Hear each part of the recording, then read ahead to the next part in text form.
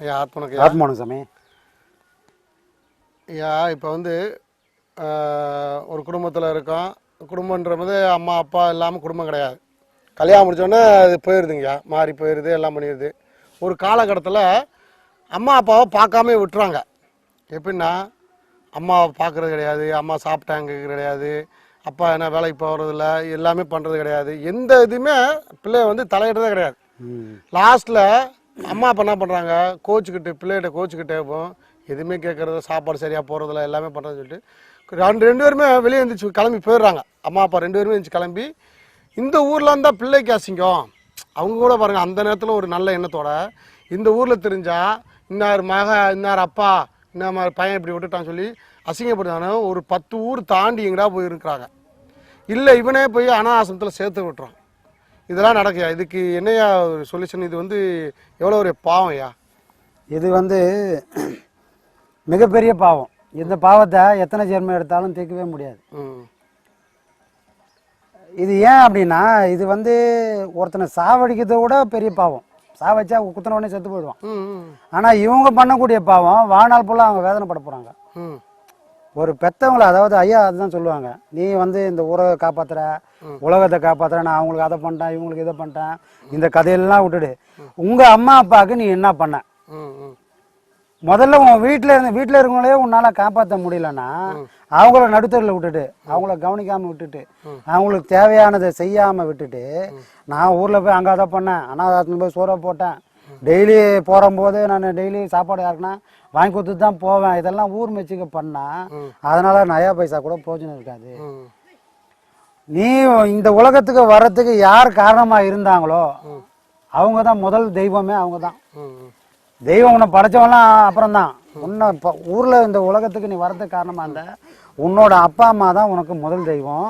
அவங்கள நீ காப்பாற்றாமல் விட்டுட்டா 7 பிறவி எடுத்தாலும் நீ நரகத்தில் தான் போய் விழுவ. ஏன்னா நரகத்துக்கு போகும்போது அது பெரியவங்களாம் சொல்லிடுறாங்க, அங்கே கொடுக்குற தண்டனையே வேற. புரியுதுங்களா? இங்கே வந்து ஒரு உடம்பு கொடுத்துக்கிறாங்க, இந்த உடம்பு நமக்கு இங்கே விழுந்துருது. இங்கே விழுந்த உடனே என்ன ஆகும்? நாம் எதை கொண்டு செஞ்சோமோ அதுக்குன்னு ஒரு உடம்பு இருக்குது. இந்த உடம்புக்குள்ளே இன்னொரு உடம்பு, சூட்சும உடம்பு இருக்குது. அதுக்கு பேர் என்னென்னா புரியட்ட காயம்.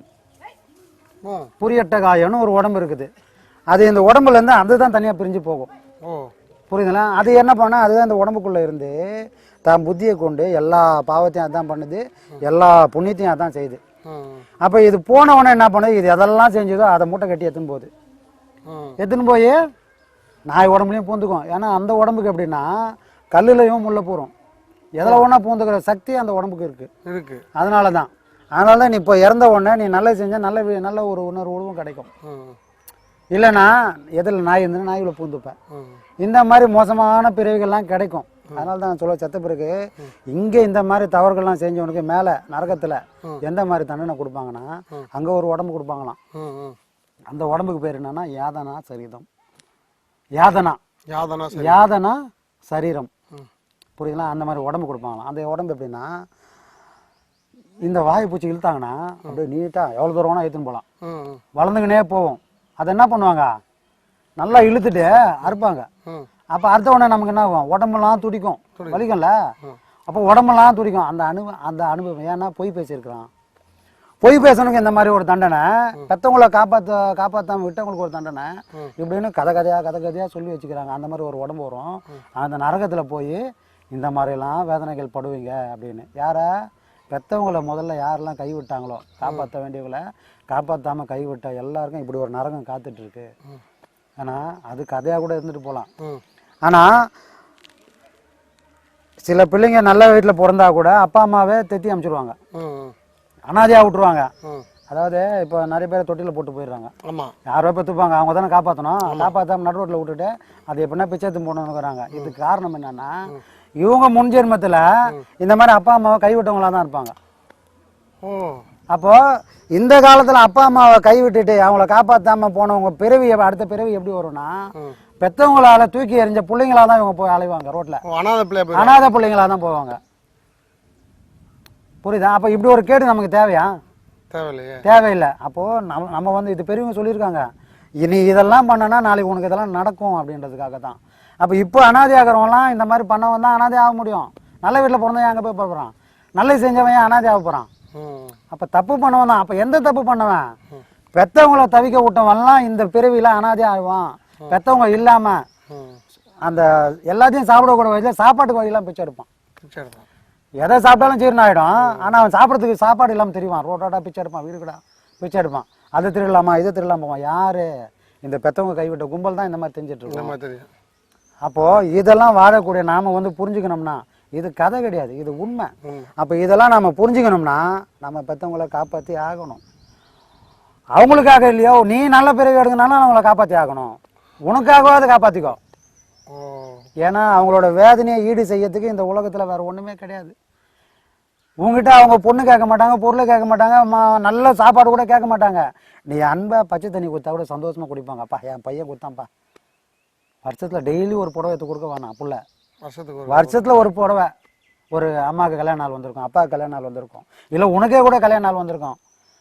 எந்த ஒரு நல்ல நாளையும் அவங்கள மகிழ வச்சு பார்த்தோன்னா அதுதான் உனக்கு நல்ல நாள். நீ வீட்டில் கும்பிட்றதுலாம் நல்ல நாள் இல்லை. அந்த வீட்டில் இருக்கிற பெரியவங்க சந்தோஷமாக இருந்தாங்கன்னா அவங்களுக்கு எல்லா நாளும் நல்ல நாள். அப்போ முதல்ல எதை பார்க்கணும்? வீட்டில் இருக்கிற பெரியவங்க கண்ணில் தண்ணி வரக்கூடாது. நீ 1000 கஷ்டப்பட்டுருக்கலாம், நீ 1000 ஊருக்கு செஞ்சுருக்கலாம், அதெல்லாம் உன் கணக்கில் எழுதவே மாட்டான் இறைவன். நீ உன்னை படைச்சவன் யார்? பெற்றவங்க தான். அவங்களே நீ எப்படி பார்த்துக்கணுன்றது தான் முதல் லிஸ்ட்லேயே அவன் தான் வருவான். பெற்றவங்க கிட்ட இருந்தால் உன் கணக்கே பாவ புண்ணிய கணக்கே ஸ்டார்ட் ஆகும். அப்போது நீ முதல் கோணல்னா முற்றுமே கோணலாக தான் போய் முடியும். அப்போ அதை முதல்ல பார்த்துக்கணும். புரியுதா? உன் பாரத்தை அவங்க மேலே ஏற்கக்கூடாது. ஏன்னா அந்த மாதிரி அவங்க நினச்சிருந்தாங்கன்னா உன்னை வளர்த்து ஆளாக்கி இருக்க மாட்டாங்க. உனக்கு ஒரு நல்ல பொண்ணை தேடி தான் கல்யாணம் பண்ணியிருப்பாங்க. ஆமாம் ஆமாம். உன்னை எப்படின்னா போனாலும் ஒரு மோசமான பொண்ணை பிடிச்சி கல்யாணம் பண்ணியே இருக்க மாட்டாங்க. ஏன் 4-10 வீடு தேடினா கூட ஒரு நல்ல பொண்ணு, ஏன்னா நீ சந்தோஷமாக இருக்கணும்னு தான் அவங்க பாடுபட்டுருப்பாங்க. அப்போ எல்லா வகையிலுமே தான் புள்ள சந்தோஷமாக இருக்கணும், தான் பொண்ணு சந்தோஷமாக இருக்கணும்னு நினச்ச ஒரு ஆத்மாக்களை சந்தோஷமே இல்லாமல் நம்ம வேதனைப்படுத்தணும்னா நம்ம வந்து நரக கோயிலில் போய் விழுந்துருவோம். அப்போ இதை கேட்குறவங்க எல்லாரும் இதை மட்டும் அங்கே மனசில் வச்சுங்க. நீங்கள் யாருக்குமே எதுவும் செய்ய வேணாம். ஓடி ஓடி எல்லாருக்கும் கொடுக்கணும்னு எந்த அதுவும் கிடையாது. நீ கர்ண மாதிரி வாழ முடியாது, வாழணும்னு அவசியமும் கிடையாது. ஆனால் உங்கள் அப்பா அம்மாவை நீங்கள் பத்திரமா பார்த்துக்குங்க. அவங்க காலம் இருக்கிற வரைக்கும் அவங்க கண்ணில் தண்ணி வராத பார்த்துக்கினீங்கன்னா அது நீங்கள் செய்யக்கூடிய தர்மத்தில் மிகப்பெரிய தர்மமாக இருக்கும். இதை எல்லாரும் நினைவு வச்சிங்கன்னா எல்லாருக்கும் கோடி நமஸ்காரமாக இருக்கும். நன்றி.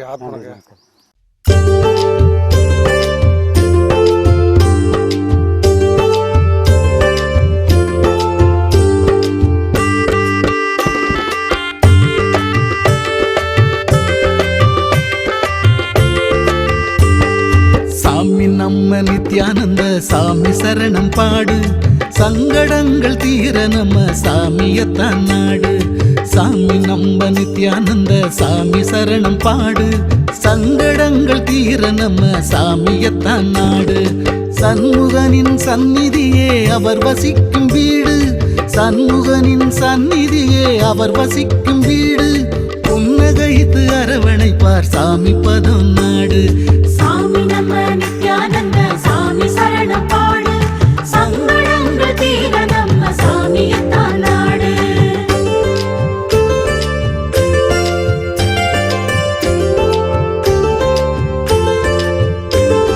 புனித ஸ்தலம் 1000 பூமியிலே உண்டு, போலி வாக்க வந்து விட்டா எல்லா பலனும் உண்டு. புனித ஸ்தலம் 1000 பூமியிலே உண்டு, போலி வாக்க வந்து விட்டா எல்லா பலனும் உண்டு. பிரம்மஸ்ரீயாம் நித்யானந்தர் திருமுகத்தை கண்டு, பிரம்மஸ்ரீயாம் நித்யானந்தர் திருமுகத்தை கண்டு தரிசித்து ஆசி பெற நடப்பதெல்லாம் நன்று. சாமி நம்ம நித்யானந்த சாமி சரணம் பாடு, சங்கடங்கள் தீர நம்ம சாமியத்தான் நாடு.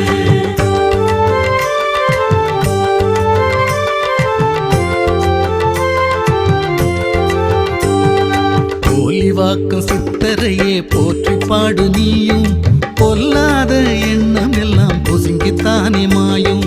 போலிவாக்கம் சித்தரையே போற்றி பாடு நீயும், பொல்லாத எண்ணம் எல்லாம் பொசுங்கித்தானே மாயும்.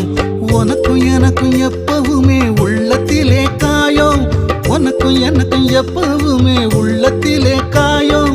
சாமியாலே மனதில் உள்ள காய காயமெல்லாம் மாறும்